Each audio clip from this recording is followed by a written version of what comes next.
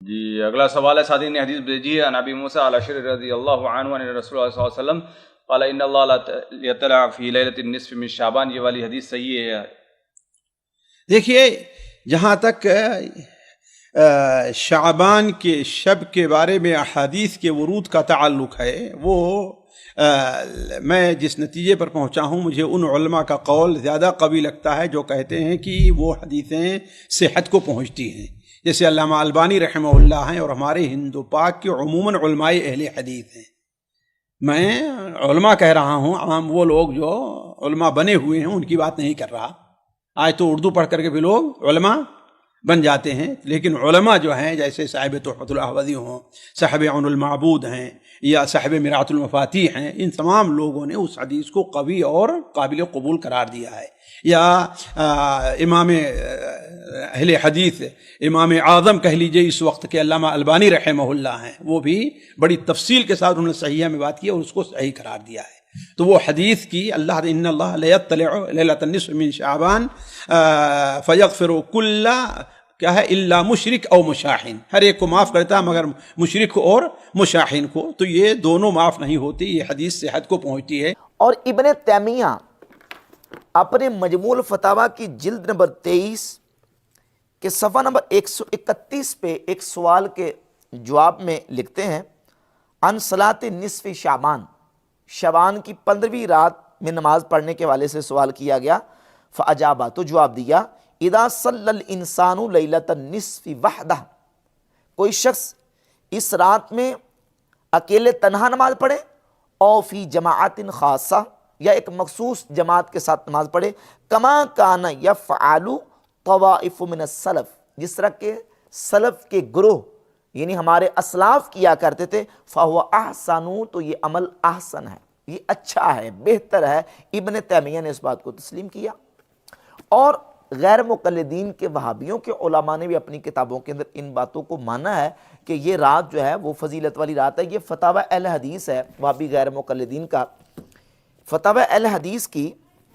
جلد نمبر 2 اور صفحہ نمبر 218 پہ مولوی عبداللہ روپڑی نے لکھا ہے کہ شب رات کا روزہ رکھنا افضل ہے،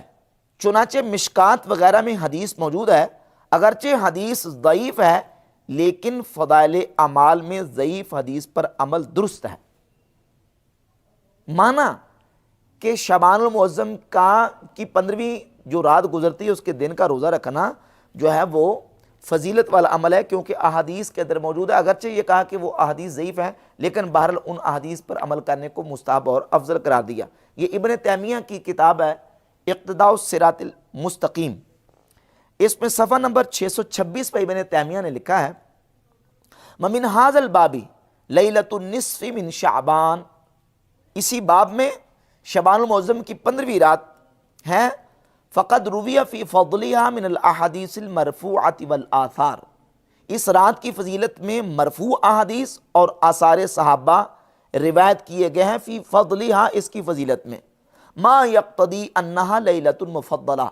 جو تمام آثار و روایات تقاضا کرتے ہیں کہ یہ فضیلت والی رات ہے، وَأَنَّ مِنَ السَّلَفِ مَنْ كَانَ يَخُصُّهَا بِالصَّلَاةِ فِيهَا، اور سلف میں سے ایسے لوگ تھے جو نماز پڑھنے کے لیے اس رات کو خاص کر دیا کرتے تھے، یعنی اس رات میں نماز پڑھا کرتے تھے۔ ابن تیمیہ کی 2 کتابوں کے حوالہ جات، امام شافعی رحمۃ اللہ علیہ کا حوالہ، غیر مقلد عالم عبداللہ روپڑی کے فتاوی اہل حدیث سے میں نے ایک حوالہ پیش کر دیا، اور ایک اور حوالہ اس سلسلہ میں فتاوی ثنائیہ کا، اس کی جلد نمبر 1 ہے اور صفحہ نمبر 654 ہے، لکھا ہے کہ اس رات کے متعلق ضعیف روایتیں ہیں، اس دن کوئی کار خیر کرنا بدعت نہیں ہے بلکہ بحکم انما الاعمال بالنیات موجب ثواب ہے۔ تو غیر مقلدین کے علماء نے بھی اس بات کو مانا کہ شعبان المعظم کی 15ویں رات یا اس کا جو دن ہے اس کو عبادت میں گزارنا، رات کو عبادت کرنا، دن کو روزہ رکھنا، یہ فضیلت اور ثواب کا عمل ہے۔ جس طرح میں نے آپ کے سامنے بیان کیا کہ 13 صحابہ علیہم رضوان سے مرفوعاً کتب احادیث کے اندر احادیث موجود ہیں، ان میں سے بعض صحیح، بعض حسن اور بعض روایت وہ ہیں جو ضعیف ہیں، لیکن چونکہ ہم مجموعی روایات کو جب دیکھتے ہیں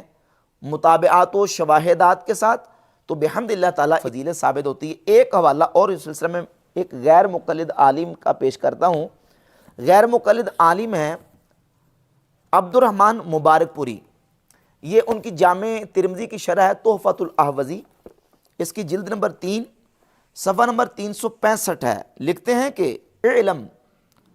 انہ قد ورد فی فضیلت لیلۃ النصف من شعبان عدۃ احادیث، کہتے ہیں کہ شعبان المعظم کی 15ویں رات کی فضیلت میں بہت ساری احادیث وارد ہوئی ہیں،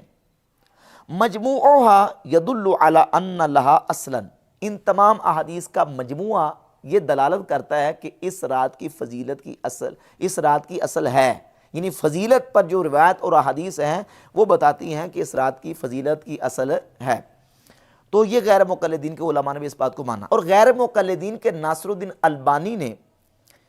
سلسلۃ الاحادیث صحیحہ کی جلد 3 صفحہ 138 پہ لکھا وجملۃ القول ان الحدیث بمجموع هذه الطرق صحیح بلا ریب، کہ تمام اس میں جو نتیجہ ہے قول کا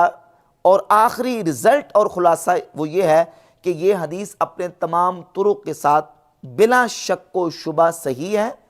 اور جتنے طرق کے ساتھ یہ مروی ہے اس سے کم بھی اگر طرق ہوں تو صحت تو تب بھی ثابت ہو جاتی ہے، اور جبکہ وہ ضعف شدید سے خالی ہو، کما ہوا شان فی ھذا الحدیث، جس طرح کہ اس حدیث کی شان ہے کہ یہ ضعف شدید سے خالی ہے، لہذا اس کے مجموعی طرق کے ساتھ یہ حدیث درجہ صحت کو پہنچتی ہے۔